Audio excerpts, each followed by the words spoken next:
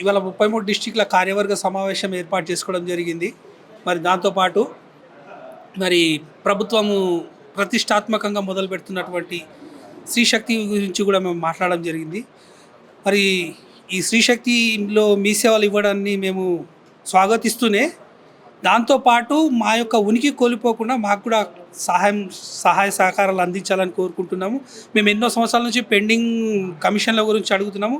వాటి గురించి ప్రభుత్వం పట్టించుకోవట్లేదు.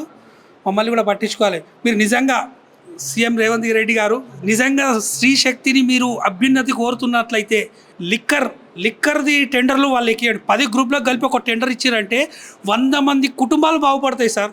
మీ సేవ ఒక్కటి వల్ల ఒక కుటుంబమే బాగుపడుతుంది. ఈ విషయం కూడా ఆలోచించండి. ఇంకా జిహెచ్ఎంసీ టెండర్లు ఉన్నాయి. ఆ టెండర్ల విషయం ఎందుకు ఆలోచిస్తారు? పెద్ద అన్నీ పెద్ద అధికారులకు ఇచ్చి చిన్న వాటికి మేము ఏదో అల్ప సంతోషంగా బతుకుతున్నటువంటి మా యొక్క బతుకులనే దాన్ని కూడా తీసుకొచ్చి యాడ్ చేస్తుంది. కొంచెం బాధాకరంగా అనిపిస్తుంది. ఏదేమైనా మీ పైన మాకు చాలా నమ్మకం ఉంది సార్. మా యొక్క మీ సేవను మీరు ప్రతిష్టాత్మకం చేస్తారని చెప్పి ఆశిస్తున్నాను. ధన్యవాదాలు.